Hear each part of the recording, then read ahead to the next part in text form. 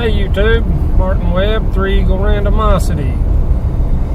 Doing something a little different today. Thought I'd try to make a video while I was going home from work. I've got about an hour's travel each direction.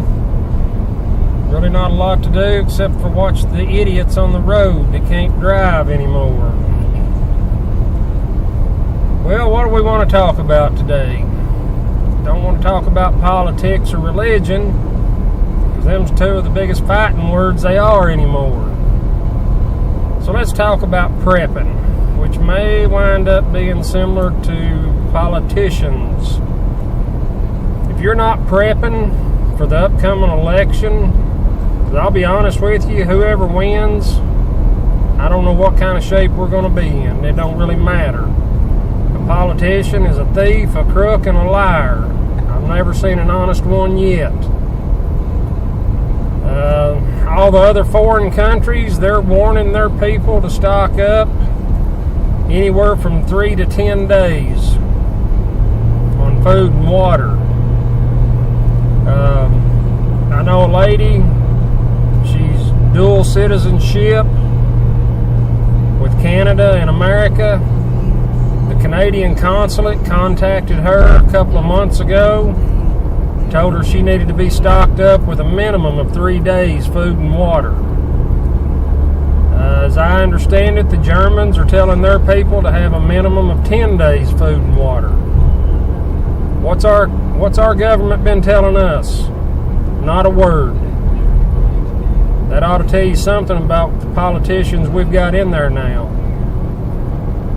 I'd recommend at least 6 months worth of food and water.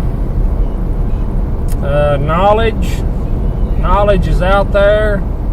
You need to learn how to purify water. You need to learn how to gather your own food, process it, and cook it. If you've never cooked on an open fire before, it's a whole different critter. It's not like cooking with electric stove or a gas stove or even a Coleman grill. If you're without electric and gas, how long is your propane for your fuel for your Coleman stove going to last? It'll probably run out pretty quick, especially when you go to cooking 3 meals a day and trying to purify water. You need at least 1 gallon of water per person per day. And that's for drinking and minimal hygiene.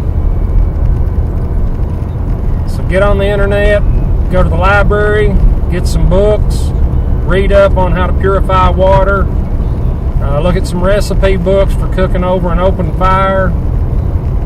Get all the knowledge you can, because honestly, I think it's going to get bad. I think it's going to get real bad real soon.